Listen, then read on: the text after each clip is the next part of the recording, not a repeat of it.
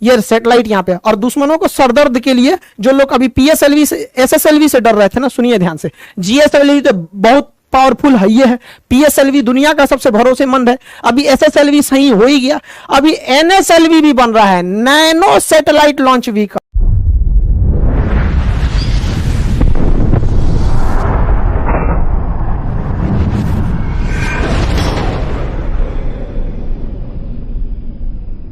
तो जो सैटेलाइट बनाया गया था, तो सैटेलाइट बनाना में ज्यादा टेक्नोलॉजी लगती है, लेकिन उससे भी ज्यादा टेक्नोलॉजी लगती है रॉकेट बनाने में, क्योंकि सैटेलाइट भारत ने 1975 में ही आर्यभट्ट बना लिया था, लेकिन खुद छोड़ नहीं पाए थे तो रूस को कहते, तो उसने अपने रॉकेट से छोड़ा था।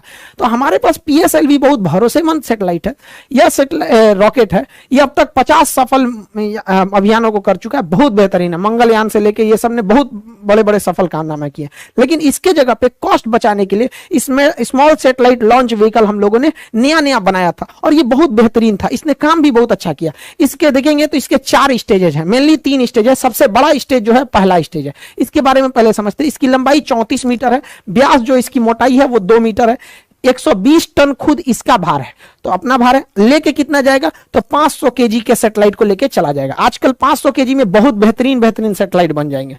500 केजी के सैटेलाइट को 500 किलोमीटर की ऊंचाई तक ही इजीली लेके जा सकता है। सबसे बड़ी विशेषता इसकी 30 करोड़ रुपए है, महज 30 करोड़। जबकि भारत अपना सैटेलाइट जब यूरोप वालों को देता है ना, तो यूरोप वाले उस सैटेलाइट को छोड़ने का 500 करोड़ रुपया फीस लेते हैं। सोच रहा तूने 500 करोड़ रुपया तुम फीस ले रहा है, हम लोग का 30 करोड़ का रॉकेट आ गया यहाँ पर। और ये महज 3 स्टेज का है, और एक वेलोसिटी टर्मिनल मॉड्यूल है, यानी टोटल 4 स्टेज का है। सबसे बड़ा स्टेज जो है पहला स्टेज है, पहला स्टेज है सबसे बड़ा। तो ध्यान से समझते हैं इसके बारे में और डिटेल से। पहला स्टेज बहुत बड़ा है, और पहले स्टेज जो है वो 94 सेकंड तक चला। उसके बाद पहला स्टेज जो है वो इसको खोल के गिरा दिया जाता है, सेपरेट कर दिया जाता है। जैसे खोल के गिराते हैं रॉकेट हो जाता है हल्का और बहुत तेज भागने लगता है।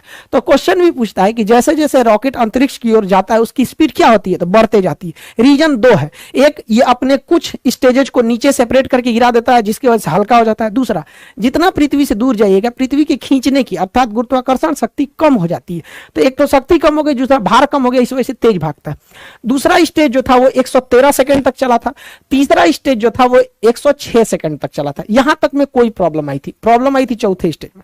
अब यहां थोड़ा ध्यान से समझिएगा, ये तीनों स्टेज में ना सॉलिड ईंधन का प्रयोग किया जाता है। जैसे दीपावली के रॉकेट में जो ईंधन भरा जाता है ना, बारूद, सॉलिड इंजन होता है, सॉलिड होता है, वो एकदम ठोस होता है, बारूद भर दिया जाता है। वैसे इसमें सॉलिड फ्यूल का यूज किया था, यानी बारूद भरा गया था। इसमें एक बार आग पकड़ लिया ना तो आपके कंट्रोल में नहीं रहेगा, ना ही आप इसे स्टॉप कर सकते हैं। तो सॉलिड इंजन की एक खराबी, पावर तो तगड़ा देते हैं सब, लेकिन इन्हें आप कंट्रोल नहीं कर सकते। तो इसरो कितना दिमाग लगाया, जब सीधे ऊपर भेजना था तो लगा दिया तीनों में सॉलिड इंजन।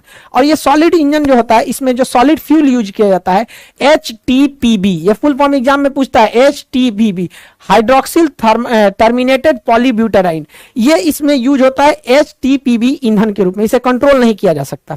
तो ये तो अब लास्ट स्टेज एकदम छोटा सा था, एकदम छोटा सा था, उसे महज 20 सेकंड के लिए बनाया गया था चौथे स्टेज को। उसका नाम होता है velocity trimming module, VTM, velocity trimming module. यहीं से गड़बड़ चालू हो गया। इस ससुरा को चलना था चौथा स्टेज को 20 सेकंड के लिए, चला 21 सेकंड के लिए, 1 सेकंड के लिए चला। तो क्या हो गया कि ये सर्कुलर की जगह इलिप्टिकल पाथ पर चला गया। जाना चाहिए था गोल, चल गया अंडाकार में, क्योंकि इसका काम ये होता है स्पीड को बढ़ा घटा के पाथ को मेंटेन करना, जिस वजह से इसका डाटा लॉस हो गया और ये प्रशांत महासागर की ओर गिर जाएगा। यहाँ पर ये इलिप्टिकल नहीं हो पाया था। यहाँ पे लास्ट स्टेज में देखिए, जो वेलोसिटी ट्रिमिंग मॉड्यूल होता है वो इन सैटेलाइटों को लॉन्च करने के टाइम उनका एंगल डिसाइड करता है, किसको कितने एंगल पे छोड़ना है, मल्टीपल सैटेलाइट्स को कितने एंगल पे किसको कितना घुमाना है।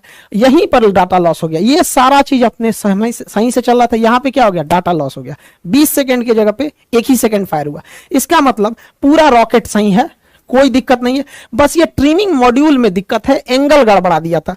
देखिए एक चीज ध्यान से समझिएगा, जो सैटेलाइट उपग्रह जो होते हैं पृथ्वी के करीब घूमते हैं उन्हें सर्कुलर पाथ पर घूमना पड़ता है, और जो दूर घूमते हैं उन्हें इलिप्टिकल पाथ पर घूमना पड़ता है।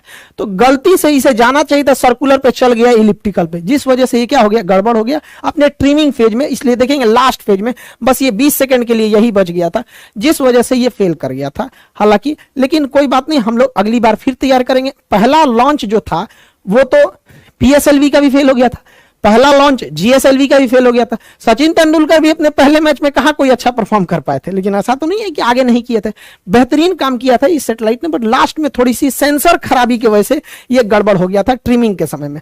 हालांकि इस रॉकेट ने बहुत ही बेहतरीन ढंग से कार्बन लाइन को पार कर गया था। कार्बन लाइन क्या होता है, ध्यान से समझिएगा। पृथ्वी से वह ऊंचाई जिसे आप अंतरिक्ष मानते हैं, उस ऊंचाई को ही हम कार्बन लाइन कहते हैं। कार्बन लाइन के नीचे अंतरिक्ष, कार्बन लाइन के नीचे वायुमंडल यानी पृथ्वी, और इसके ऊपर अंतरिक्ष हो जाता है। इसे वैज्ञानिक कार्बन ने दिया था, उन्होंने कहा था कि यह 100 किलोमीटर है, लेकिन अभी इसे अप्रोक्स 80 से 83 किलोमीटर माना जाता है। कुछ देश इसे 80 मानते हैं, कुछ देश इसे 83 किलोमीटर मानते हैं। उसके ऊपर अंतरिक्ष चालू हो जाता है, यानी एक कार्बन लाइन हो जाता है। 1967 में एक समझौता हुआ था जिसके तहत कहा गया था कि कार्बन लाइन से ऊपर का एरिया किसी देश का नहीं है, उसमें कोई भी जहाज, कोई भी सैटेलाइट जा सकता है, और कार्बन लाइन के नीचे का एरिया उसी का है जिसके जस्ट नीचे वह देश है। यानी भारत अपने 80 यानी 83 किलोमीटर की ऊंचाई तक अगर कोई भी मिसाइल जाएगा तो उसे अपने ऊपर खतरा मान के मार के गिरा देगा, कोई जहाज जाएगा तो उसे मार के गिरा देगा।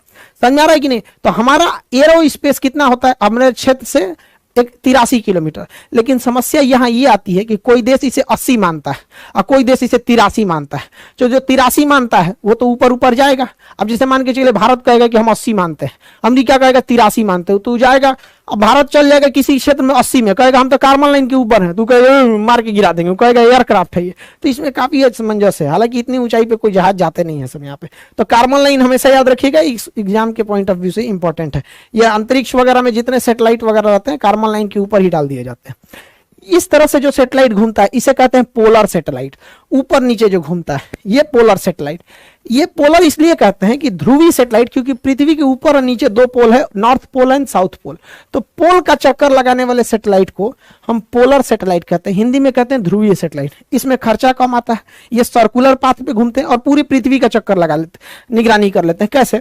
ये तो ससुरा सैटेलाइट वो ऊपर नीचे घूम रहा है, ठीक है, लेकिन पृथ्वी तो ऐसे ऐसे घूम रही है। पृथ्वी कैसे घूम रही है? इस तरह से। तो पृथ्वी जब ऐसे घूमेगी तो अलग अलग जगह का फोटो ले लेगा। जैसे अभी ये यहाँ का फोटो ले रहा है, पृथ्वी थोड़ा सा घूमेगी तो फिर थोड़ा और आगे का ले लेगा, पृथ्वी और घूमेगी तो थोड़ा और आगे का ले लेगा। इस तरह से आगे लेते लेते पृथ्वी के ये घूमने का डायरेक्शन, अभी इस सैटेलाइट का फोकस यहाँ पर है, अब इसे पृथ्वी घूमेगी तो थोड़ा और इधर होगा, ऐसे होगा। तो पोलर सैटेलाइट काफी सस्ते आते हैं और छोटे होते हैं, जबकि जियो सिंक्रोनस सैटेलाइट होते हैं उस ससुरे इलिप्टिकल पाथ पे घूमते हैं और ये 36,000 किलोमीटर की ऊंचाई पर होते हैं। इनको छोड़ना बड़ा कठिन काम होता है। हम लोग इसको छोड़ने के लिए GSLV रॉकेट रखे हैं। तो हमारे पास हर तरह के रॉकेट है, ऐसा कोई बात नहीं है। देखिए हम लोग अभी जो बनाए हैं SSLV, small satellite launch vehicle, ये सस्ते रॉकेटों को छोड़ देगा। PSLV थोड़ा और तगड़ा भेजेगा। GSLV बाप है ससुरा सैटेलाइट सबका, उठा लेता है 2,000 किलो का सैटेलाइट उठा लेता है, 3,000 किलो का सैटेलाइट उठा लेता है।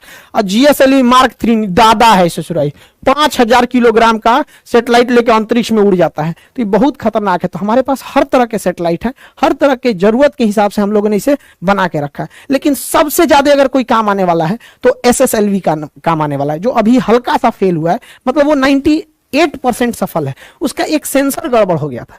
SSLV की हम इतनी चर्चा क्यों कर रहे हैं, समझिए ध्यान से।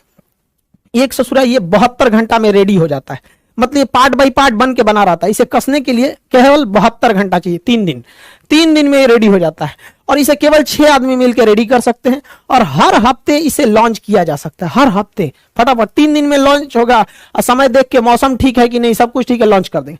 फिर हर हफ्ते इसे लॉन्च किया जा सकता है। महज 30 करोड़ में आता है, 30 करोड़ में। जबकि अगर आप स्पेस एक्स से सैटेलाइट छोड़वाते हैं तो 100 करोड़ तो खुदे ले लेता है।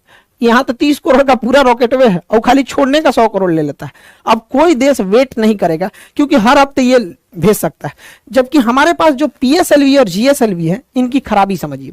एक तो सबसे इनको रेडी करने में 3 महीना लग जाता है, और दूसरा ये सस्ते 30 करोड़ के नहीं 200 करोड़ के, और GSLV को तो रेडी करने में 4 महीना लग जाता है। यानी अगर किसी को सैटेलाइट से लॉन्च कराना हमारे GSLV से तो 4 महीने की वेटिंग लिस्ट है। आपको किसी ट्रेन में 4 महीने का वेटिंग मिलेगा तब ट्रेनें छोड़ देंगे उसको। तो इसमें 3 महीना, इसमें 4 महीना, इस ससुरा इसका खुद का खर्चा 400 करोड़ है, तो ये तो पैसा भी लेता है ज्यादा।